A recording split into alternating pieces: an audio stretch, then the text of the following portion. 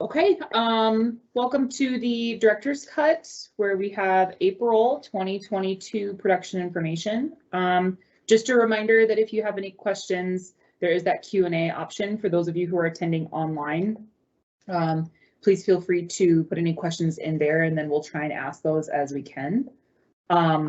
Also, this is my last Director's Cut, but if you have any questions or media questions after June 30th, you can still email oilandgasinfo@nd.gov, and everyone will work to try and get some answers over to you.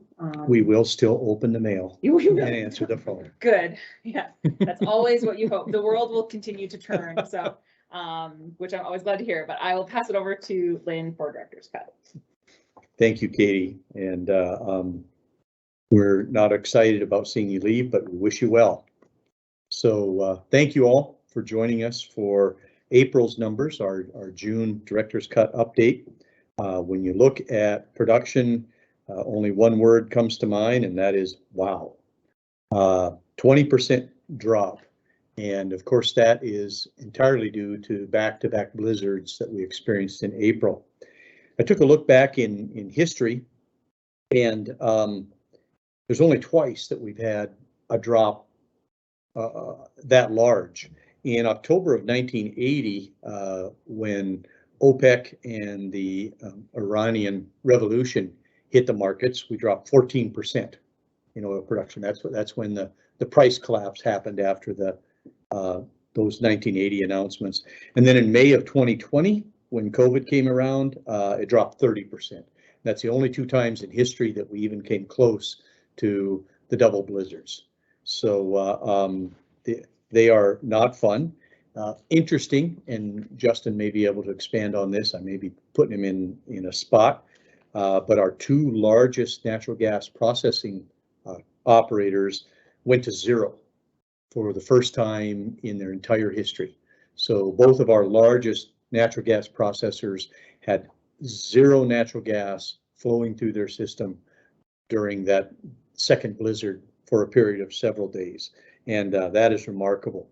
Operators saw anywhere from a 45% to 100% loss of production due to the loss of electric power, and that rippled through all the way from the artificial lift on the oil well itself to the saltwater disposal wells to natural gas compression.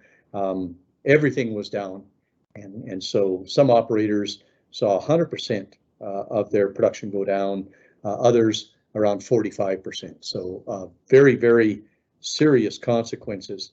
Looking at the numbers, we did not actually fully recover from all that downtime and lost production. I got to look back at the chart, but really until probably June 1. So the entire month of May, we had a hangover from the big blizzard party. And so it was really June 1 before we've seen full recovery. So we're going to continue to see impacts on the May production. 20% drop in oil production, 19% in gas. So that kind of continued that trend of increasing gas oil ratio. I guess the redeeming thing is that we were 19% down below revenue forecast on production, but price was 139% above revenue forecast. So price far more than made up for. So in terms of state revenues and local county, school, city revenues, no negative impacts really at all. The impacts were on infrastructure and that, but revenue did fine. When we look at drilling rig count, I think today might be an aberration down to 37. I think we have some moving. We've been as high as 41. So we're inching into that lower 40s territory. I am told that the two largest rig suppliers have in the neighborhood of 14 rigs located in North Dakota that they can deploy. Their problem is that it's taking them 2 to 3 months to actually secure a crew and train the crew and deploy the rig. So if you're looking at At that pace, if you want to get 14 rigs in the field, it's over 2 years to accomplish that. So we're going to inch our way up in the lower to mid 40s through the end of this year, but there's no anticipation that we're going to break 50, even at $120 oil, which is quite remarkable. By comparison, state of New Mexico saw a rig count increase of 5. So they're at 103, significantly above where we've been recently. County by county, looking at the impact of the blizzard, surprisingly, Divide County was the longest without power, but of the big 5, it was the lowest production loss, about 4,000 barrels a day. McKenzie led the pack at 67,000 barrels a day reduction in April, followed by Dunn at 57,000, Williams at 53,000, and Mount Trail at 36,000. So huge production drops in those counties, but again, offset by much higher than revenue forecast oil prices. No real change in terms of the number of wells waiting on completion and inactive. Obviously, completely impossible to mobilize a frac crew under conditions like that. And in fact, that carried on through the month of May. All road restrictions are off as of the 1st of June. So that means no more non-completed well waivers. Everybody's got to get really serious about their NC wells. And so there's going to be probably in the neighborhood of 300 letters going out, letting people know that NC wells have to get completed. That's going to help boost production as we go through the year. And so we should see production increase 1, 2, 3%, maybe as much as 5% by year end, above that 1.1 million barrels a day that we would consider normal. So positive indicators there. We have 16 frac crews working this week. So that's an improvement, slowly adding frac crews as well as the drilling rigs. So turning the page and looking at completions, we're doing fine. We're well above revenue forecast. Activity on Fort Berthold, actually better than around the rest of the state. When it comes to world oil production and prices, so EIA reports, or IEA, I'm never sure, I think it's IEA, is reporting that we're back right at 100% of pre-COVID world oil production. So it's just that which is remarkable when you think about the Russian sanctions, but the Russian sanctions really haven't kicked in yet. All that's done is disrupt the whole supply chain business to where Russian oil is going to different places than it went before, and Middle Eastern and African and US oil exports are going to different places than they did before. So the whole supply chain is disrupted by that. But in terms of world demand, world supply, just back at pre-COVID levels. Looking at US, we are well below the 5-year average for crude oil storage. And you really can't point any place else except the Biden administration for that. And, you know, if you want to see another symptom of that, the news came out today that Continental Resources is looking at going private. They're looking at moving away from being a public traded company back to private in order to try to work around the many hurdles that are continuously erected by this administration. OPEC announced that for the next 2 months, they're going to try for larger production increases than they had planned. They had planned around 400 to 430,000 barrel a day back-to-back increases. They're going to aim for 650,000 barrel a day increases, but since the beginning of this year, they haven't met any of their increases. So they're also extending that those production increases from third quarter through the end of the year. So they're going to continue the hopeful production increases through the end of the year rather than ending them in the third quarter of this year, but they are not meeting the targets. So there's no oversupply in the market. It's extremely tight, and the disruption of the supply chains by the Russian-Ukrainian problem, has really tightened that situation and made it more difficult, hence the increased prices. Interestingly enough, when OPEC came out and made that announcement, the price went up. So they announced that instead of 430,000 barrels a day increase, they were going to do 650, and I'm sorry, I said 680 in the printed version, but it's 650, and the price actually went up because the market said, yeah, that's not happening, and so quite interesting. I talked about the 2 rig crews.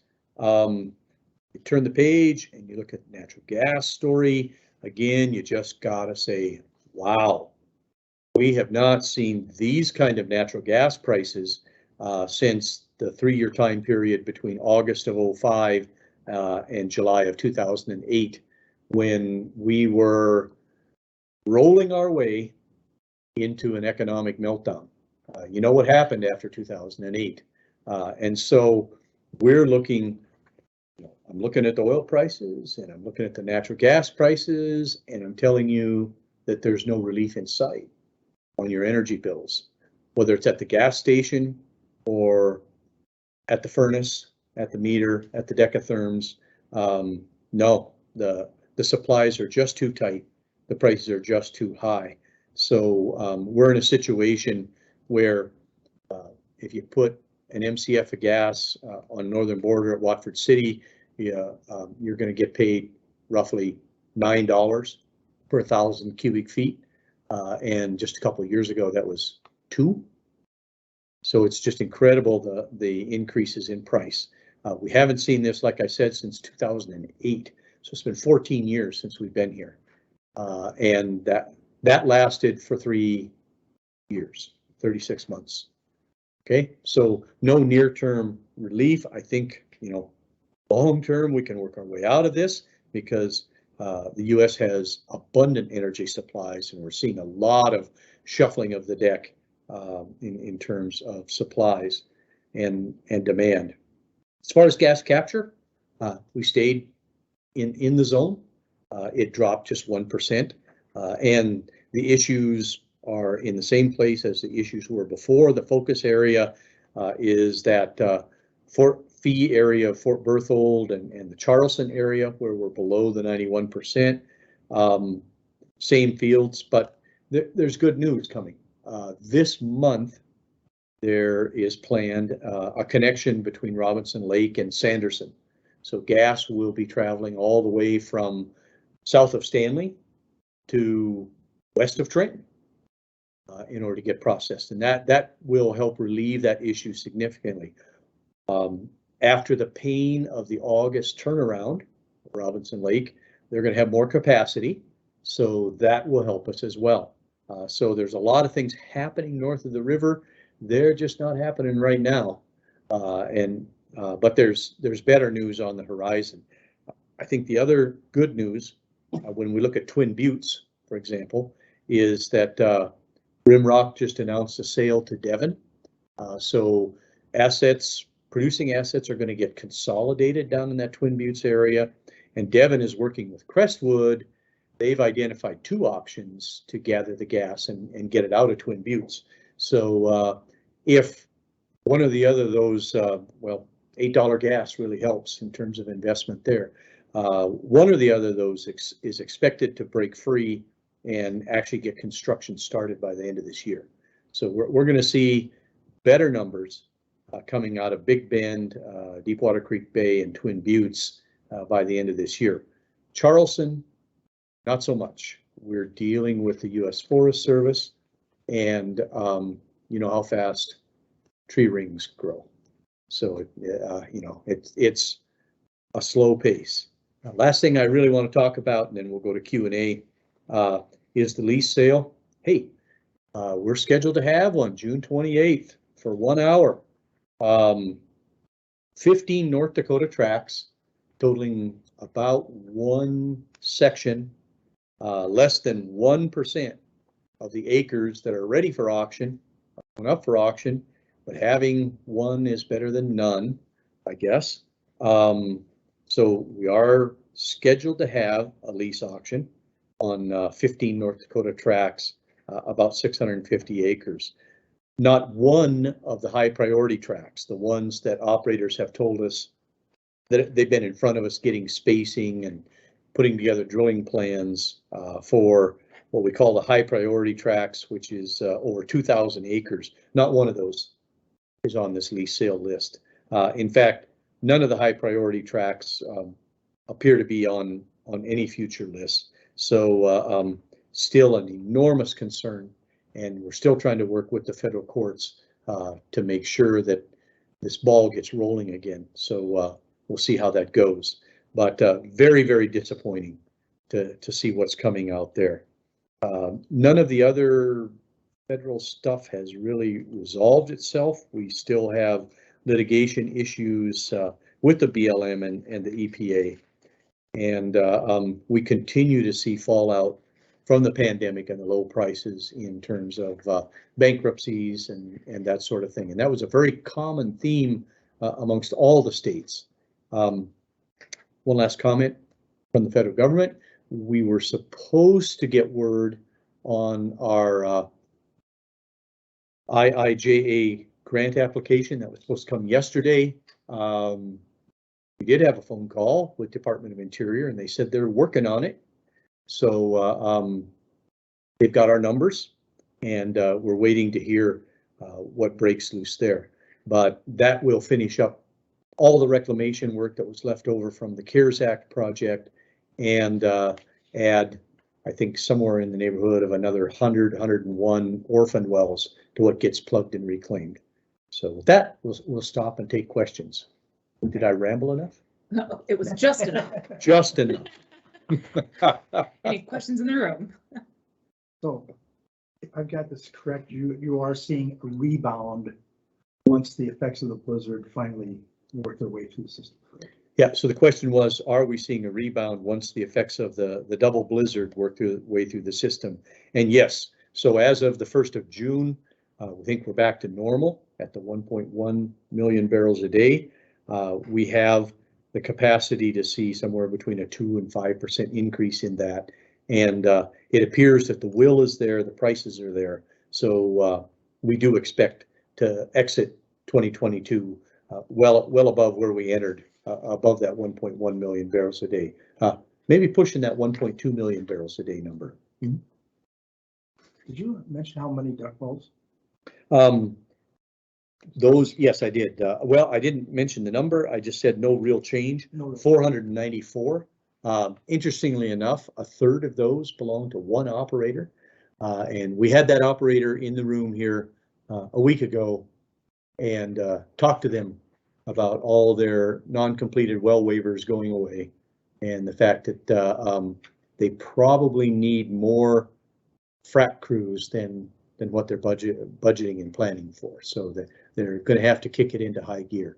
So What are the frac crews available? That's a great question. Apparently, the question was, are the frac crews available? Slow but sure. Yeah. We are told that 16 frac crews can more than keep up with 40 drilling rigs. So it probably takes 14. So that gives us a whopping surplus of 2. And that's not enough to work through the duck well situation. So, but it appears that frac crews are easier to hire and train than rig crews at this point. I have a question that came in online. Could you explain maybe how current policy might be contributing to companies looking to go private? And if we have companies like Continental, who are our largest producer, going private, could that impact production? Mm-hmm.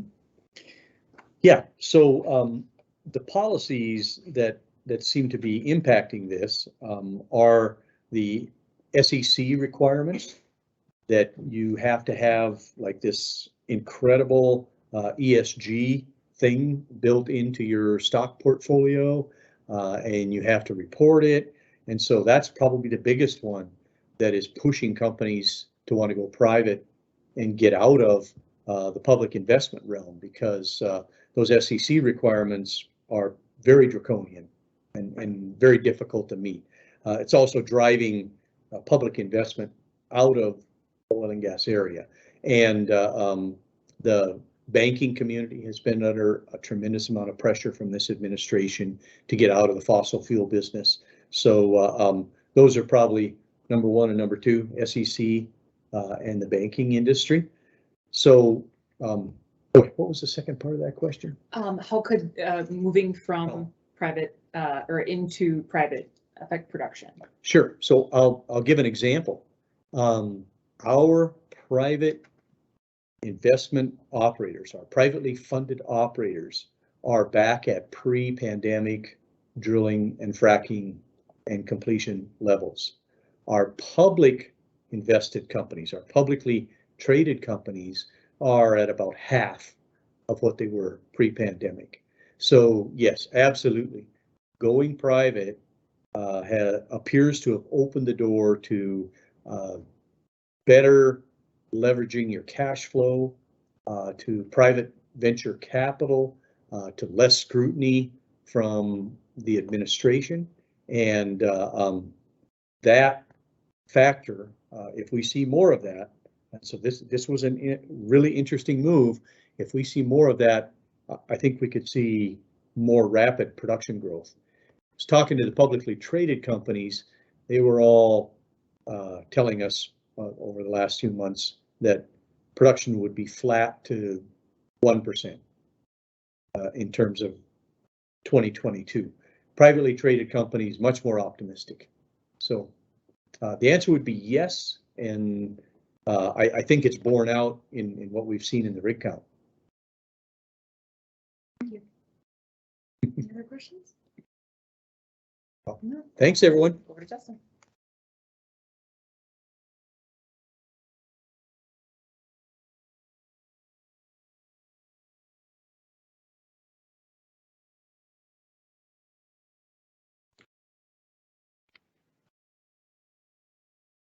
Okay, whenever you're ready. Perfect. Well, good afternoon, everyone. Justin Krinkstead, Director of the North Dakota Pipeline Authority. We'll get right into the material. We'll bump through slide 2. That's just some refresh numbers for Eastern Montana, South Dakota. Again, we'll trail a little bit on the information. And then as we move into 2022 here, again, we don't have any good color as of yet as to how some of our neighboring states were impacted during those April storm events. I would guess less so on the South Dakota side and more so on the Eastern Montana portion, but we'll see when that data rolls out. I will mention quickly back on slide 3, Montana did pick up another drilling rig, so they're at 3 drilling rigs right now. So they're continuing to creep up in the numbers there. Slide 4, a couple things I'll point out. I know Lynn had covered kind of the magnitude of these impacts. When we look at kind of the scale of what occurred in April, I did just some quick back of the envelope math here. On Lynn's graphics on page 2, he talks about stocks of crude oil within the U.S. That April event, just in that 30-day window at that type of production drop for crude oil, that removed 6.7 million barrels of crude oil out of the U.S. Marketplace during that event, and 17 billion cubic feet of natural gas. And so this was a significant event for the United States as a whole, not only North Dakota, especially when supplies are as tight as they are. Every barrel counts. And so when this type of event occurs, as Lynn said, we're going to see this trickle in through the May numbers as well. And so this impact really won't be ironed out until we likely get to this June timeframe before we reach any sense of normal. The other thing I'll note here on slide 4 is we're back up to record level on the gas oil ratio within kind of modern Bakken development at 2.71. So we'll continue to report on that. Slide 5, just a quick breakdown. We're continuing to see crude oil movements by pipe dominate the transportation method out of the basin. Zero truck traffic moving north up into Canada, And then I'll touch here in a moment, just some shifts that we saw on slide 6. So in the month of March, that dotted line, that refers to the Brent WTI spread. So that looks at what's happening in the marketplace for crude oil pricing. We saw that uptick above that $5. Again, $5 is just a rough rule of thumb, just to watch for as far as when does rail become more attractive. We did see then in the April timeframe a slight uptick in the amount of market share of barrels being moved out of North Dakota by rail car. Some other things taking place at that time. If we look at slide 7, that was also the time period where we were starting to get into a situation where Russian barrels were being displaced out of the U.S. Refining centers on the east and west coasts. An interesting thing I'll point to here, I know every month I pull up this graphic and sometimes there's less to talk about, but this time it's really interesting to see what was taking place between PADD 2 or the Midwest of the U.S. and the Gulf Coast. The PADD 2 almost on par with the Gulf Coast as far as pricing goes. So that bodes very, very well for North Dakota producer for that pricing at the wellhead. And in fact, PADD 2 had higher pricing than PADD 5. And I don't recall from the top of my head, I'm sure it's happened in the past, but that is not a common occurrence for pricing to be as strong as it is in the Midwest. And again, I would probably credit a good portion of that to, again, the good fit for Canadian barrels that come into the Midwest. That buoys some of the pricing back towards the light sweet barrels out of the Bakken as the U.S. looks to displace some of those Russian barrels, particularly down in that Gulf Coast area. Slide 8. So even though I mentioned a market share uptick in the crude by rail, we did see an overall depression volumes, and that goes without saying just because of the 20% drop in total crude oil volumes. Everything was down. Pipe volumes were down, rail volumes were down, refining volumes were down. So everything at that time was down. The one number, we'll see if this changes. I know that the EIA, it's not uncommon for them to revise numbers. Just given how strong pricing was on the East Coast in March, I was a little surprised to not see a stronger pull for Bakken barrels to that East Coast refining center. Maybe we'll see it uptick as revisions come, or maybe in that April-May timeframe. But again, there's a good chunk of Russian crude oil that's been displaced from those markets that, again, it has to be displaced either by waterborne or by rail, in the Bakken really is a prime source for those barrels going forward. And then where we sit today, again, incredibly strong pricing up in the Midwest for crude oil. You can see the Clearbrook pricing over a $5 premium to WTI. Again, strong marketplace. We saw that creep back even in the April timeframe. April is not a good representative month just because of everything that was taking place, but for the first time, North Dakota had a sub $2 discount to WTI. We were at $1.95 for the wellhead pricing relative to WTI. So that is incredibly strong pricing, much stronger than what we've seen in the past. And so again, as we move into May and June, we're going to keep a very close eye on that and see how these strong prices are continuing to benefit the royalty owners, the industry, and the state because of the current conditions.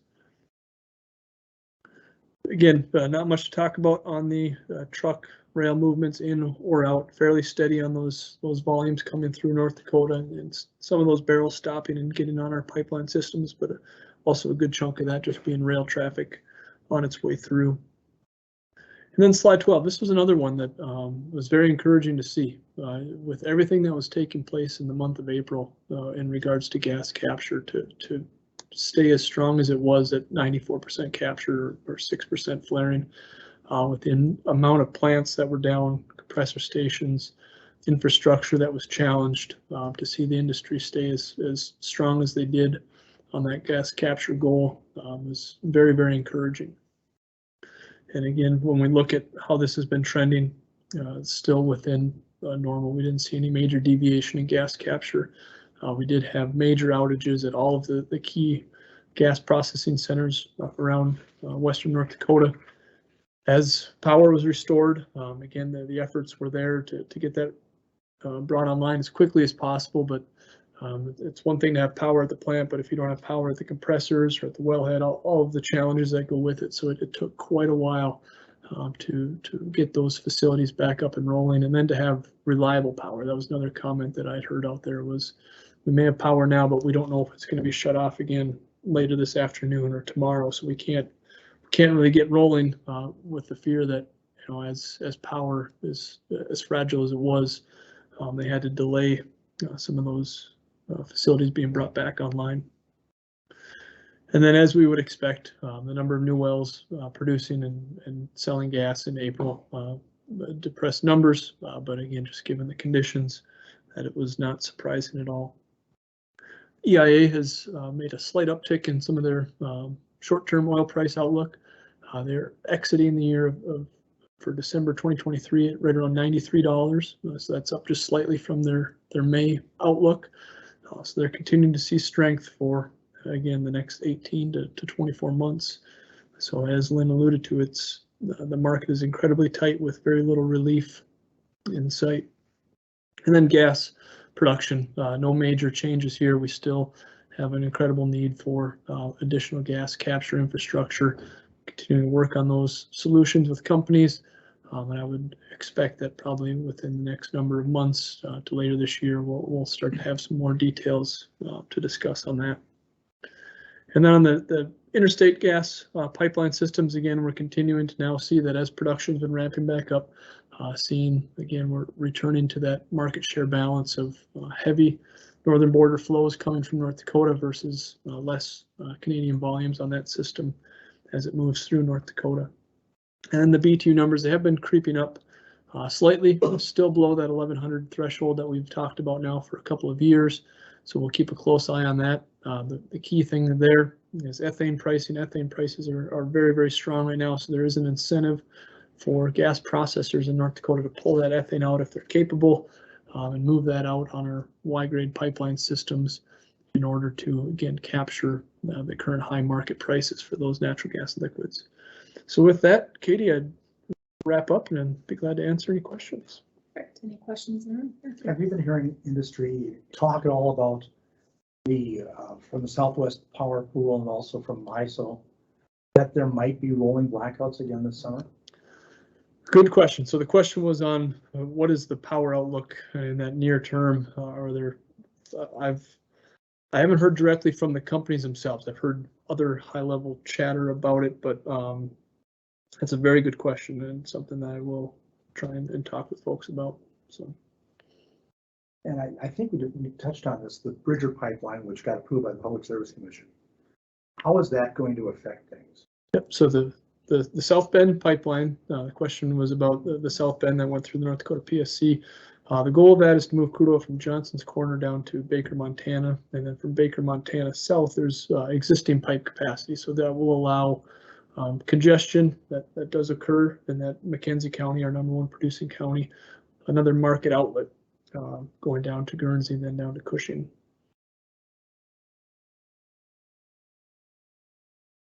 Okay. Well, Are there any other projects, pipeline projects that are in the works that you know of? So the big need going forward as far as new projects is crude oil. No, nothing public right now. The big need is still on the residue natural gas, the dry gas transmission solution. So we're still continuing to work the in-state options that may exist. We did extend the deadline for the grant program to August 15th. And then there are a couple other companies looking at alternatives as well to address not only residue natural gas, but natural gas liquids. Both of those fronts will need gas pipeline solutions in the relatively near future. Have you had any bites or any interest expressed by anybody since the deadline was extended? Since the debt were, yes, and so the folks, the energy and the urgency surrounding the need for more gas transmission to connect Western North Dakota and Eastern North Dakota, that urgency is still as strong as it ever was. So even after we've extended this, again, yesterday talking with some folks in the Red River Valley, trying to figure out again who could use that gas, how timely it is, what type of volumes, and again, key is getting all these parties aligned so that it can support a project of that scale. So again, the urgency is certainly still there and the interest level is still quite high.